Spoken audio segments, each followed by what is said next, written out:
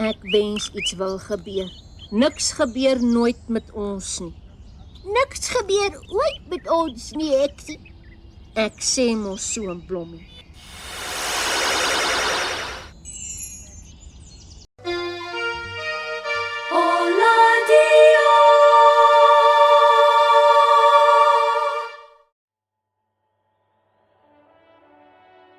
Are we gonna win? Short answer, yes. I feel everyone needs to be careful on how they frame a statement like this though, because a lot of guys think being the eternal pessimist is always the wiser choice. There's this idea within dissident right circles, as was rightly ridiculed by people such as Jonathan Bowden, that optimism is somehow the ultimate form of cowardice. It's true that most people will win polymarket bets on nothing happening, betting on everything remaining the same, saying things will just get worse, etc. So all of that reinforces the notion that you need to be some kind of broody stoic, or just a contrarian doomsayer, in order to properly face any tasks that lie ahead, or to just have your opinion be taken seriously. I mean, yeah, it's extremely important to not fall for the dopey hype slop flooding your feeds these days, about how some new politician that Elon Musk endorses in some random-ass country is the big turning point, or some event is a historical watershed moment, because in 2 to 3 weeks, it all gets forgotten and the news cycle moves on. This can be frustrating and has turned many into annoying melancholic bitches who make a sport out of sucking the life out of any discussions. The only framing they respect is the one that makes the obstacles ahead of us seem like almost titanic, unsolvable problems.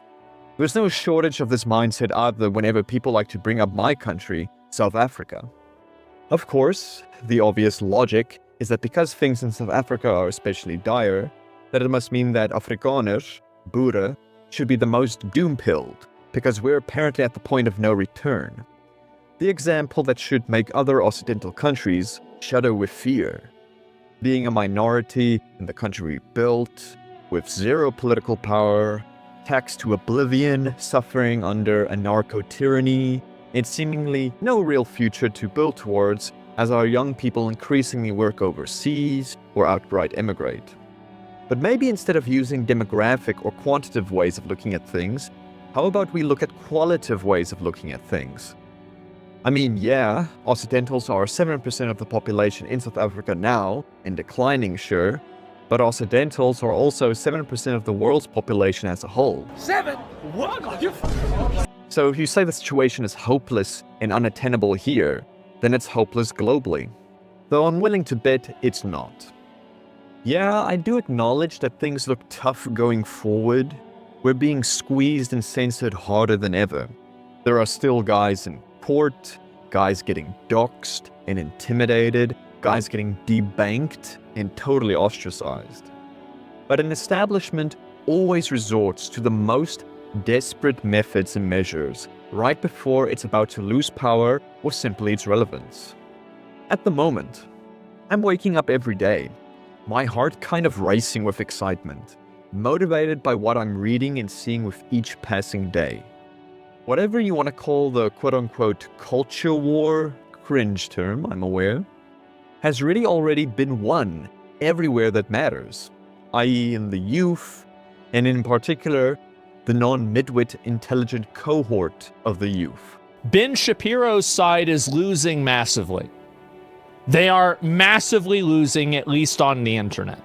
On the internet, there is an overwhelming support of America First, Israel Last policies. Guys my age and even younger are openly noticing the apples and admitting we can't share a country with kips. The sort of opinions that you thought would be unthinkable to see outside the most obscure corners of the internet 15 years ago are now mainstream. It's not a nothing burger that our ideas have spread so far and wide, but it's very, very, very removed from what like-minded people should be excited about. Just because your boomer relatives now retweet Tucker Carlson basically means very little on its own. And now is not the time for premature celebration.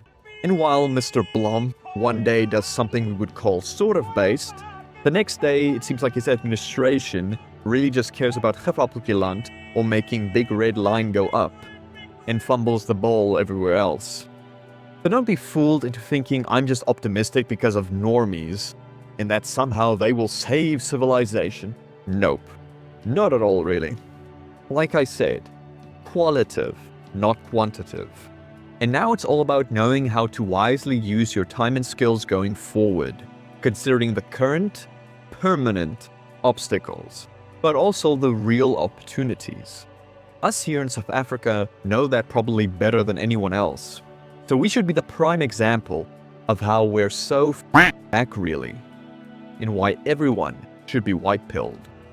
That is a strange and bold thing to say with zero context. I mean, us in South Africa are in the worst case scenario, right? Seemingly stripped of all agency over our own affairs, used as a tax cash cow. Most of our normies brainwashed since birth to believe the only way to any power in South Africa, as Occidentals, is by submitting to the cosmopolitan 1994 Rainbow Nation idea of some kind of knockoff African Brazil, which the Kips themselves don't even believe in. Despite all that, people here who aren't even political in any way are now seeing that we gave that idea a fair shake, and anyone who still thinks that's an achievable goal is either being dishonest or is just a useful idiot.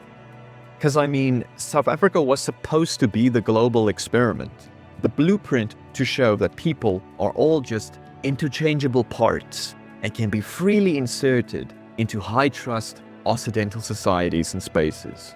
Just hand them the economy, just show them the constitution, just give them the courts. Well, turns out, Occidentals are the only chumps that buy into this utopian idea at scale, while most everyone else just exploits this naivety. Rightfully so, everyone is pointing to South Africa now and saying, look, that's the end result. That's what's happening everywhere. South Africanization. Not that there's anything to argue or prove, but man oh man, cognitive dissonance and coping is just going to get crazier. Though what am I getting at? Since what I just said sounds super bleak and dismissive again. I mean, if we're the end stage scenario, why don't I just pack my bags and decide to do the refugee meme? Go to another Anglophone or Occidental country where I'm not a minority, where I could salvage my new host country instead. Well, maybe because I can't run away from the problem, as every Occidental country is simply somewhere along the South Africanization spectrum, and in a free fall to level 100 regardless of what plan someone devises to miraculously change their current trajectories. So people on their high horse about moving for their children are actually just moving for themselves, in passing the responsibility of dealing with South Africanization onto their progeny. Even the Anglos in South Africa, at least the ones who don't immigrate, know they're in the same boat with Afrikaners. Because Kips can't tell us apart like a phenotype expert on the apricity forums. So nah, I think it's best we all take our chances where we are and where we have established support networks, family or otherwise. And with this comes the real key that everyone should actually be excited about, wherever they are, by just looking at South Africa. Because you see, it's not game over here, at all. It never really was. While everyone else is still wondering if they should somehow perform a long march through the institutions and take over political parties, that's never been an option for us here. In South Africa, higher education and state employment in general is more candidly blocked for pro-Occidentals since the 90s. So we were made to specialize into a single direction, focused on totally parallel institutions, our own organizations and initiatives. Anyone here who is actually serious knows engaging with democracy as it's currently designed is totally redundant. But I think we're showing it stopped being about that for a long time. Everywhere. Young leaders who are starting to appear globally are taking note of this, despite all the measures being taken to f*** with them and deliberately exclude them from any political arena. While the key is not isolating yourself into a doomsday bunker, the key is also not engaging with the captured structures in trying to get mass appeal. The key is quality. The key is the vanguard. A vanguard is the radical consciousness of their group. The vanguard does not have mass appeal. It does not have quantity. It does not have the normies. But it pursues the ultimate interest of the normies, whether they ask for it, want it, or like it or not, thanklessly dragging them, kicking and screaming through the tough times. All people who have a vanguard and elitist mentality are regarded as partly mad by their own groups, because the majority of people do not want to know. The majority of people wish to live their own life in their own way, and they only look at these broader questions when life impinges upon them and comes upon them, and the hand of life grasps them by the collar, and they really cannot do any other thing but notice what is in front of them. Vanguards do not need to occupy parliament in order to help their people or take on the roles of governance. You'll never be mayor of London or state governor or head of treasury of whatever, but you don't for a second think that it's either that or bust. I'd even go as far as to say you don't want to be on that sinking ship. The current administrations in Occidental countries are increasingly geriatric, short-term thinking and totally exhausting their legitimacy with whatever economic or social disaster is looming in the coming years. They are going to lose the mandate of heaven eventually. And when every metro is imploding like late antiquity Rome, you don't want to be part of the ever more irrelevant and despised patrician senators, invoking the glory days of a Rome that no longer exists. You might call that risky. I mean, demographics are the future, and they just keep looking worse, right? But look closely at the data. Those same metros, filled with the rootless foreign populations, will empty out as soon as the money dries up, and they will all parasitically hop to the next big center of affluence. And when the old elite scatters to the wind, you want to be the replacement that can come into that vacuum to finish the job. Not out of complete from nowhere, but one that was preparing, waiting, putting pieces in place. You want to be like the Goths, the Franks, those groups who sat on the frontiers of power, not totally passively, always harassing, building strength, and then when the opportunity presented itself, they took the worn-out empty skeleton of the Roman state and made something of it again. With that said, it's up to these new leaders to devise plans unique to their own situations. And this all can't easily be summarized in one video, even just for South Africa long term. Every scene has slightly different solutions. Stuff that will work in Europe is not practical here, stuff that will work in Canada is maybe more complicated in Australia, etc. In South Africa, our benefit is that we are only a few million people, and everyone knows everyone on a 2-degree basis here, like a very small country. So it's best you stick to something local where you can leverage connections, and hell, build a pseudo-feudal patronage network and remain distant from all the nationwide controversies. Just maintain contact with like-minded people, so no meme chats get leaked, and then go from there with parallel structures of government. This organization has a ton of companies and entities that they operate from. This is universities, technicons, schools. Built by them. Built by them, run by them. They have security companies. They have an entity that provides short-term insurance. They have an entity that provides funeral policies for their members. But analysts are saying that they have simply mainstreamed right-wing and conservative ideas. Though on that note, there's also a tragic notion that if you aren't some kind of jack-of-all-trades gigachad leader with max attributes, that you shouldn't even bother with anything like I'm suggesting here. But we all are specced into different areas. Not everyone is an organizational genius, or even a good orator. As jy nou vir my sê, "O, maar die man vloek." Ja, ek vloek. Ek is bevloek. Even great men of history, while being exceptional, weren't experts at absolutely everything individually.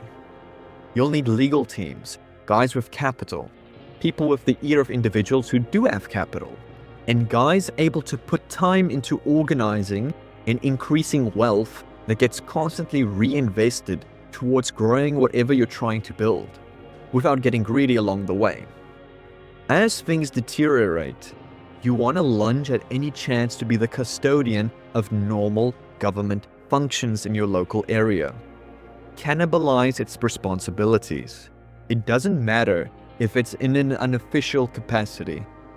Develop inconspicuous vanguards everywhere, silently taking position wherever they can wiggle their way in, nudging things into our direction as much as possible. But ultimately, biding their time, straightening their ties, waiting for the full fallout of global South Africanization to present opportunities for hijacking or appropriation of power, and de facto becoming the new elite, like vultures circling over a dying animal. With that, I'm of course not saying you should totally abandon engaging with the establishment, but don't for a second think it's anywhere near a safe bet or even the path of least resistance. The best path for growth of any vanguard's power to not just advocate policy, but to enact it, are its own initiatives. Speaking of growth, Urania is going great, and I really think it's the basis for a lot of good things in the near future. But that's of course not the only thing that we have going for ourselves in South Africa. Well, yes, everyone who plays map games probably have this view that a country is only valid if it's this roughly geometrical thing with tangible lines around it, and want to call stuff like this LARPy wastes of time. The thing is, Urania and similar projects are not mutually exclusive with more traditional methods of political actualization, and in fact, synergize with it extremely well. You can walk and chew bubblegum at the same time, you know. But really, the Volksstaat isn't just pending, it's alive. Because a nation consists of the people that represent it. Right now, the Volksstaat isn't just a town. It's millions strong. Same goes for everyone internationally, by the way. Your nations exist. It's all about willing them into being something that has agency. None of our nations have really fallen until the last of us are gone, and no vanguards can exist. A lot can change in just a decade, so never blackpill. Just think about where we were back in 2015. And if I can find a reason to smile and get hyped here in South Africa of all places, then really, why are you sulking in the Americas, Australia, New Zealand, or Europe? Look around you for the leaders of the vanguards. Help them as much as you can, or be one yourself. Though for all the talk of leaders, people still like to point to a lot of infighting between Occidental groups in South Africa and globally, big and small, and want to be all doom and gloom about that.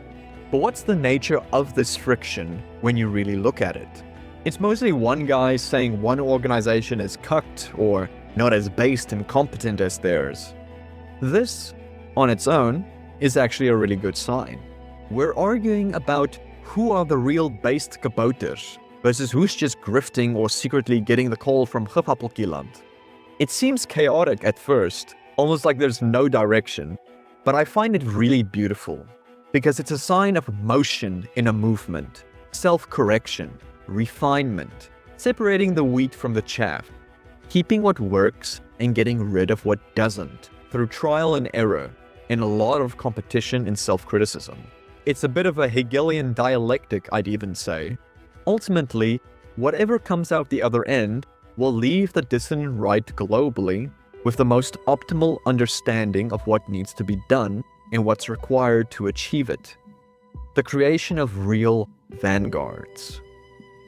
Dissident right isn't even really an appropriate label anymore. It's forming up more to be best described as ascendant right. Every day, growing a bit more, gaining a little more power, a few more thinkers, experts, and ultimately, new elites that will be ready to replace the old one that's in a total competency crisis. All the while, the overturn window is constantly being pushed in the correct direction. I'm moving more and more to the right. Another sign of how the discourse is somewhat maturing is seeing guys stopping with the political labels and just calling themselves by their nation. X country first, Y tribalist, nativists, etc. And really, that's how it's supposed to be. Because let's be real, a lot of this ideology stuff has so much baggage attached to it, and it's time people stop treating it like clubhouses. The ideas we subscribe to don't belong to just one form of thinking. We're all just ultimately in opposition to the religion of Enlightenment Masonic memery and all its offshoots. One should just pick and choose policies that benefit your kind at the end of the day.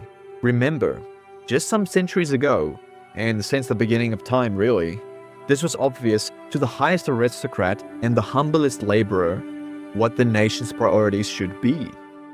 And that's survival and prosperity for your own.